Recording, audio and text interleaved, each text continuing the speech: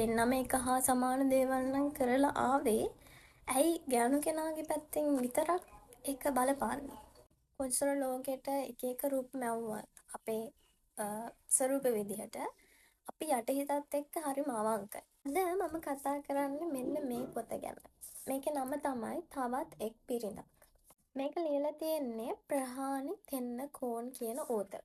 මේක අහස් පබ්ලිෂර්ස් ලගේ පොතක්. මේකේ කතාව ගැන කිව්වොත් මේකේ ඉන්න චරිත ටික. මාෂි කියන්නේ මේකේ ප්‍රධාන චරිතේ.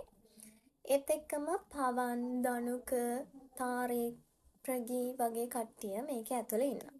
ඉතින් මේ ඕතර් පෙරවදන කියලා තියෙනවා මෙන්න මේ චරිතවලින් මේ සමාජයේ තියෙන එක එක දේවල් නිරූපණය කරනවා කියලා. ප්‍රගී වගේ කෙනෙක් ගත්තොත් එයාගෙන් අපිට මේ සමාජයේදී ලැබෙන මිත්‍රත්වය වගේ දේ පෙන්වනවා කියලා කියනවා.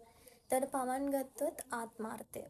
ඒ වගේම දනුක කියන්නේ අපිට අහිමි වෙච්ච ආදරයක් තියෙනවනේ මේ ජීවිතේ. ඒක හැම මනුස්සයෙක්ටම පොදු දෙයක්. අන්නේ දැනුණ අහිමි වෙච්ච ප්‍රථම ආදරය තමයි දනුක කියන්නේ. ඒක තාරික් කියන්නේ හැම ගෑනු කෙනෙක්ම බලාපොරොත්තු වෙන විදිහේ ආදරයක්.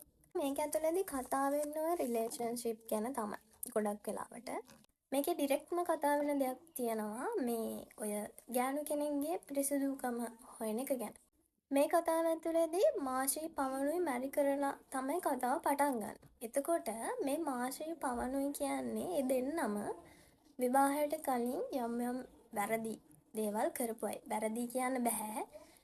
වෙන අය වැසුරු කරලා එහෙම හිටපු කට්ටිය. හැබැයි පවන් ඒ ගැන කිසිම ස්ට්‍රෙස් එකක් ගන්න නැහැ. ඒක යාට වැඩක් නැති දෙයක්. මොකද මේ සමාජයෙන් වුණත් ඒක බලන්නේ නැහනේ. හැබැයි මාෂී වෙඩින් එක දවසේම මුලම ස්ට්‍රෙස් එකකින් ඉන්නේ. මොකද එයාට මුණ දෙන්න වෙන අභියෝගයක් තියෙනවා මේ විවාහයෙන් පස්සේ. ඉතින් ඇත්තටම මේ පොතේ කතා වෙන දේ තමයි ඇයි එහෙම කියන එක. මේකේ කතා වෙන තව දෙයක් තමයි මිනිස්සු තමන්ගේ යටිහිතත් එක්ක කරන කතාව.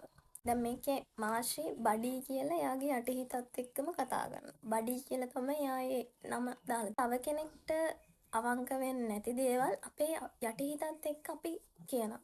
අන්නේ සංවාදය ගැන මේ පොතේ තියෙනවා හරි ලස්සන. ඉතින් මේ කියවලා තියෙන අය කමෙන්ට් එකක් දාන්න යන්න කොහොමද කියලා කියවපු නැති අය අනිවාර්යෙන් කියවන්න. හරිම ලස්සන පොතක්.